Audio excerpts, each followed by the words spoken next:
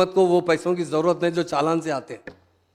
अगर पब्लिक को हम अवेयरनेस नहीं लाएंगे, रोज़ मेरे पास आते हैं लोग शिकायत करके, साहब चालान कर दिए, क्यों करे भाई?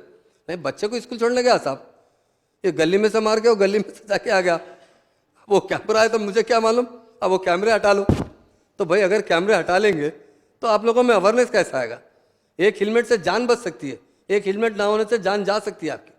कई लोग मेरे रिश्तेदारों को देखा हूँ मैं, नौजवान बच्चे हेलमेट यूज़ ना करने की वजह से एक्सीडेंट पे सर पर मार लगने से उनकी डेथ हो गई। तो ये आवाम की भलाई के लिए चालान किया जा रहा है, ना कि कोई कलेक्शन सेंटर बनाने के लिए चालान किया जा रहा है।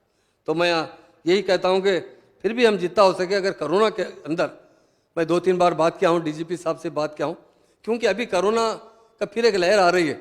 हम कुछ भी ऐलान करेंगे तो लोग फिर से जो है फिर से लापरवाही शुरू कर देंगे। अगर पूरा कोरोना 10 दिन ख़त्म हो जाएगा, कोरोना पीरियड के अंदर चूँकि बहुत भयानक पीरियड था, बहुत से लोग अपने माँ बाप को बचाने के लिए, उनको ग़िज़ा देने के लिए हर तरीके से खिलाफ वर्जी किए, उसका हमें भी यकीनन वो ज़रूरी भी था। अगर किसी की माँ भूखी है तो क्या भूखी छोड़ देगा? चालान ज़रूर हो जाए तो 10 चालान हो दो, पहले माँ को तो जो भी राशन ले जाकर पहुँचाना ज़रूरी है उसको। हमारे हिंदुस्तान का रिश्ता है बाप बेटे, माँ बाप और पड़ोसी का, ये किसी जात पात का नहीं है। जो बड़ों की खिदमत करना नौजवानों का फ़र्ज़ है। अगर वो फ़र्ज़ से कोताही करने की बात तो हम कभी नहीं कहेंगे, कितना भी आप खिलाफ वर्जी करें, मगर किसी की मदद करने के लिए करें तो हम बैठकर आगे जाकर ये कोरोना जब मुकम्मल ख़त्म होगा, वो ज़माने में जो भी चालान थे उसको एक बार बैठकर गौर किया जाएगा। इंशाल्लाह लोगों को जब तकलीफ़ ना हो उस तरह का अमल इख्तियार किया जाएगा और सीएम साहब को भी इस बारे में मुकम्मल बताया जाएगा। और तीसरी बात बताए कि हैदराबाद में मर्डर्स हो रहे हैं। ये मर्डर्स की खामखा एक लहर जब बता रहे हैं, मर्डर कैसा हो रहा है आपको बताता हूँ। अभी एक बताया मलकपेट का, अभी मैं डीजीपी साहब से पूरी रिपोर्ट लिया। देखिए पुलिस वाला हर घर में तो नहीं जा सकता ना, दोनों जो है साले भौने हैं, माइंडी क्या भौने, मरने वाला भी साला है, दोनों भी डबल रिश्ते हैं, दोनों के, इनकी बहन उनको दिए, उनकी बहन इनको दे दिए, घर में जाके लड़ लिए। ये हुआ क्या कोरोना में, मैं बताता हूँ 2-4 बात मेरे जहन में जो आ रहा है, लोग मुझसे बता रहे हैं। फाइनेंशियल बहुत तंगी हो गई थी, लोग कर्जे ले लिए घरों में भी, जिसके पास भी, ये फ़कीरान भी पैसे वाले रहते हैं आपको मालूम, वो कर्जे ले लिए, उसके बाद वो लोगों ने 10% 8% इंटरेस्ट लगा दिए। अब इतने पैसे दो, अब पैसे कहाँ दे सकते? एक वाक़या अभी कुछ दिन पहले या पिलर नंबर पे हुआ था कुछ 137 पे, उसके बाद जो आदमी मरा और मारने वाले का स्टेटमेंट में टीवी में सुना, उन्होंने बोला साहब मैं इसे कोरोना में कर्जा लिया था, 2 लाख रुपए कर्जा लिया था और इन 15% से दिया मुझे, अब 30,000 रुपये मैं भर नहीं सका, होटल चली नहीं, अब इंटरेस्ट पे इंटरेस्ट लगा के जो है मेरे बेहिसाब परेशान करते रहा था, आखिर में तंग होकर उसको मार दिया। तो बाज़ वक़्त मजबूरी में भी ऐसा हो रहा, हम उसकी ज़रूर, उसके लिए हम सीएम साहब से गुजारिश करेंगे कि कोरोना इफेक्टेड लोगों को किस तरह फिर एक अच्छी नई ज़िंदगी गुजारने के लिए फिर हुकूमत की कुछ ना कुछ सपोर्ट की ज़रूरत है।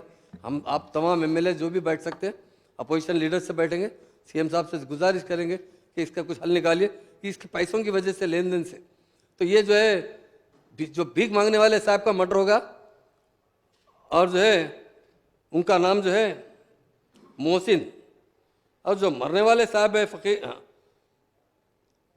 जिसका कत्ल किया गया वो हबीब साहब।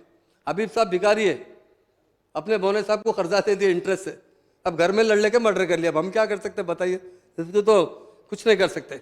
दूसरा और एक सवाल करे थे कि बिदर में कत्ल हुआ, ये बड़ा दिलचस्प वाक़या है। हमारे एमएलए भी जब सुनेंगे, डेफिनेट ये तो पुलिस की कारकर्दगी भी है ना साहब। पुलिस जिस तरह, यहाँ के लोग नहीं है, ये बिदर से आके यहाँ टैक्सी किराए से लिए, जब बिदर से अगर वो लोग टैक्सी किराए से लिए, टैक्सी का ओनर पुलिस में कंप्लेन दिया 5 मार्च को कि 5 दिन से मेरी टैक्सी गायब है। कोई कंप्लेन नहीं आया, टैक्सी ओनर का कंप्लेन आया और मेरा ड्राइवर भी लापता है। जब पुलिस वालों ने, नामपल्ली वालों ने सर्च किया तो किसी का पता नहीं है, किसी का नाम नहीं है उसके अंदर, कौन लग गया क्या लग गया। तो आखिर में पूरे कैमरे चेक किए गए। मैं इसलिए बता रहा हूँ कि हमारे कैमरे क्या काम कर रहे हैं। कैमरे चेक किए गए तो ऐसा दिखा, एक कैमरे में कुछ लोग, वो टैक्सी नंबर तो था गाड़ी का, उसमें 2 लोग आके बैठ रहे हैं। तो कैसा आ रहे हैं वो लोग? ऑटो से आए। अध्यक्ष पुलिस के डिपार्टमेंट की कारकर्दगी तो बताना पड़ेगा ना अध्यक्ष। लोग बुराई तो बताते, अच्छा ही क्या कर रहे हैं वो भी तो बताना जरूरी है असेंबली में। तो एक आदमी जो शिव कुमार है, वो जो है दिल्ली से आया है, और साथ में उसकी खातून दोस्त ला लिया इम्तियाज़ खानम, उसका ताल्लुक बिदर से, और एक रवि आदमी रास्ते में मिलके उसमें बैठ गया। तो पुलिस वाले कैसा पकड़े वो बताता हूँ। जब वो कैमरे में देखे टैक्सी के अंदर 2 लोग बैठ रहे हैं, तो किस ऑटो में से उतरे, वो ऑटो की फोटोग्राफी ली गई, वो ऑटो को कवर किया गया। वो ऑटो वो अपने मौजमजाई मार्केट तक, गोशा महल तक जाके ऑटो वहीं रोड से वो लोग बैठे। तो नियरेस्ट जो लाज थी ना अध्यक्षा, वो लाज में जाकर दरियाफ्त किए गई कौन कौन ठहरे क्या है। वो लोग रोड पे से बैठे, आप बताइए, वो बताना चाह रहा हूँ। वो लोग लाज में ऑटो नहीं आया, रोड से बैठे। मैं रोड के नज़दीक जो लाज है, पूरे लाजों की तहकीक की गई। तो एक लाज में पता चला कि यहाँ पर 2 लोग आगे ठहरे थे और हमारे पास से चले गए। उनका आधार कार्ड ये वो लिया गया, उसके बाद उनको पकड़ा गया। तो ये पुलिस अपने तरफ से CCTV कैमरे की वजह से कोई मर्डर करने वाले, वो बिदर की है, लड़की भी बिदर की है, लड़का भी बिदर का है, एक दिल्ली का है। ये व्हाट्सएप पे दोस्ती कर लेकर हैदराबाद में आके यहाँ से टैक्सी लेके जाएंगे, और टैक्सी ले आके औरत उतर गई बिदर के पास जो कहीं बाजू के एरिया में, ये लोग उसे फांसी डाल के मार दी। वो लाश ले आके कचरे में डाल दिया गया। तो पुलिस की तरफ से लाश भी मुहैया की गई, और गाड़ी जो जिस जगह पे बेची गई, तो वो हैदराबाद का कोई आदमी नहीं था उसमें। क्राइम करने वाले अदर स्टेट से आकर यहाँ क्राइम कर रहे हैं। पर काबिल तारीफ हमारी पुलिस की है कि ऐसे क्राइमों को भी बगैर किसी की निशानदेही उसे पकड़ना बहुत बड़ी बात है अध्यक्षा। इसलिए मैं तमाम मेरे भाइयों से ये कहता हूँ कि पुलिस जो काम कर रही है हमारी तेलंगाना की, बहुत अच्छी तरीके से काम कर रही है, बहुत अच्छी तरीके से लैंड ऑर्डर कंट्रोल करिए। और जो बेचारा मकतूल है, जो टैक्सी ड्राइवर है, वो बेचारा असलम है, उसको 4 लड़कियां हैं, 2 लड़के अध्यक्षा। तो मैं भी बहुत दुख है, पर अब हम क्या कर सकते हैं बताइए कि पुलिस तो हर आदमी के साथ 2-2 पुलिस वाले तो नहीं है कि भाई आदमी जहाँ भी चल रहा है उसके जाने के लिए। मगर CCTV कैमरे की वजह से हम क्राइम को बहुत अच्छा कंट्रोल कर रहे हैं, और ज़रूर उसके ज़रिए हम जहाँ तक हो सके क्राइम को कंट्रोल करेंगे।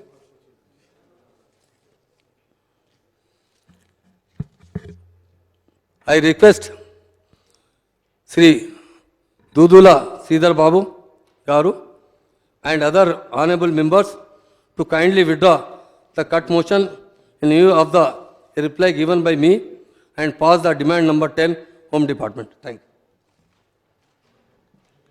Anybody wants to clarification? No? Very good.